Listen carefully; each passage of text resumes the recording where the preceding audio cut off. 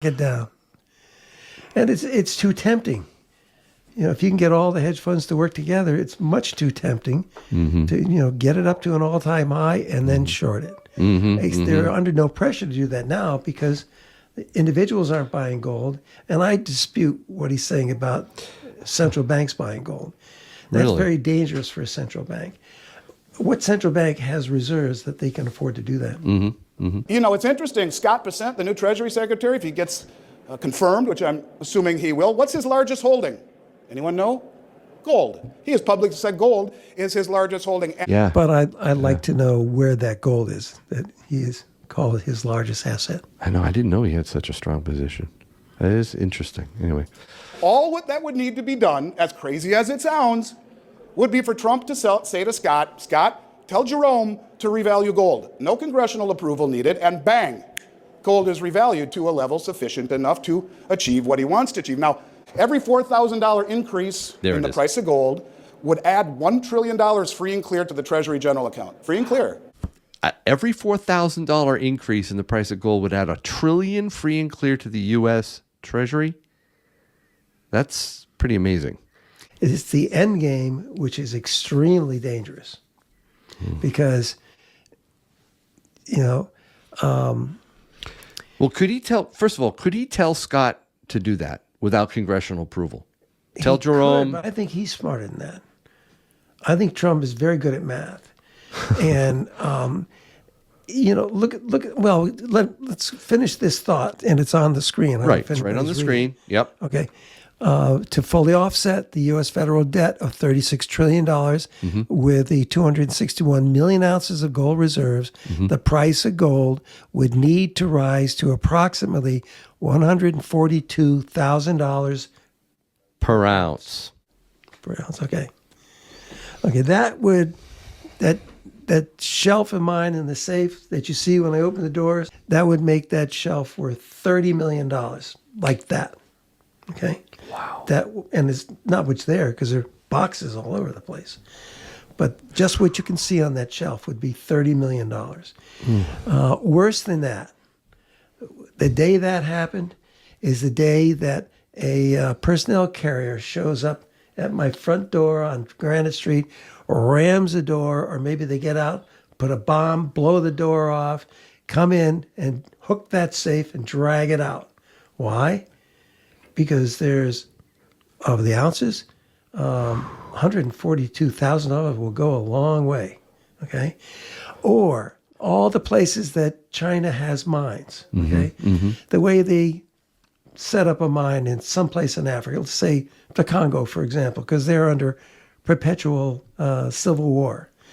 So you find out who the strong guy is, pay him a lot of money, tell him to raise an army, and arm them all and say, okay, here's $1 billion for you.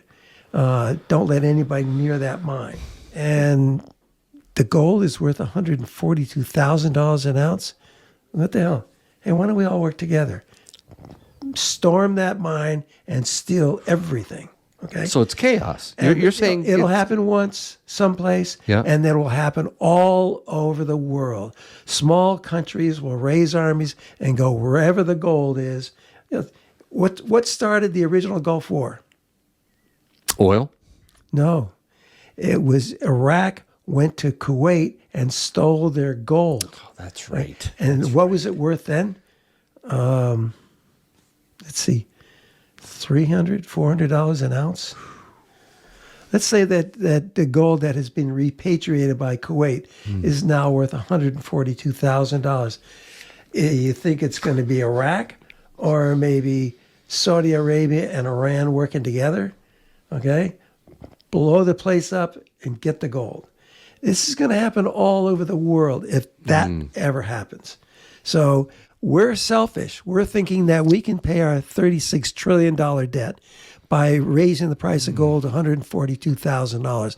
That would be perpetual war all over the world. All over the world. And, if they did that, I'd be bailing really quickly. And I probably would just leave the gold there because I don't want to have anything to do with it. Interesting take, Tim. Well, what's human nature? Wow. Oh, it's what not is human good nature? To take. Okay. Fortunately. We're out there paying, $3,000 of our hard-earned money to buy a little piece of gold. And now it's worth $142,000. What the hell? Break the doors down. And I sure wouldn't want to be that Yankee guy because I understand he sold some gold. As much as But I you mean, do. seriously, that is a nature. big problem. Yeah, That is human nature. that is a very interesting take. And, you know, that may be one of the reasons that they hear people in China talking like this. Yeah. It's like, okay, all that gold we have in Africa, get it back here. That's what they've been doing. They haven't been buying gold. They've been repatriating gold. And they're supposed to have what? Now they say it's 2,200 metric tons. Right. They probably have twice that, if not 4 times that. And, you know, they also have nuclear weapons. So maybe they know where it actually is stored because they send balloons over that can sense gold. Outside of this country, there are lots of very smart people.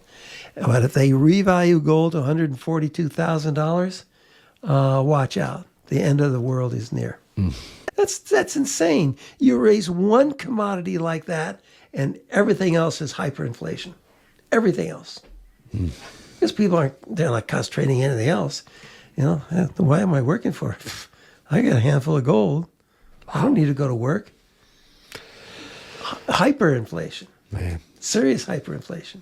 Great take. Let's shift gears just a little bit towards silver manipulation. Okay, listen to this.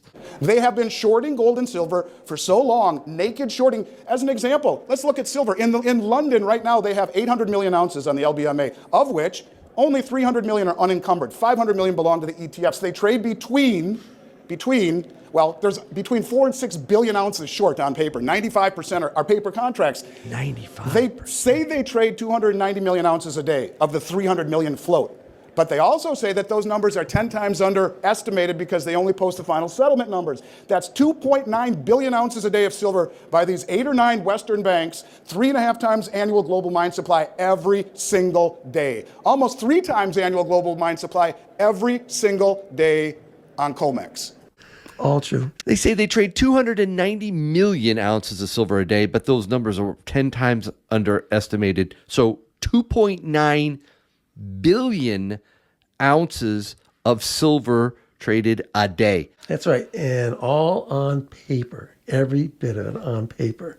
It doesn't matter if it's ETFs or contracts with the COMEX. Well, how about It's all on paper. how about we get Doge to go after that? This naked shorting crap.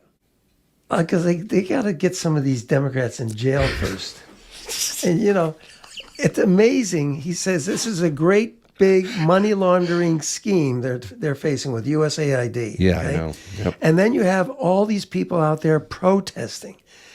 What I would do, take the names of all those people protesting. Somebody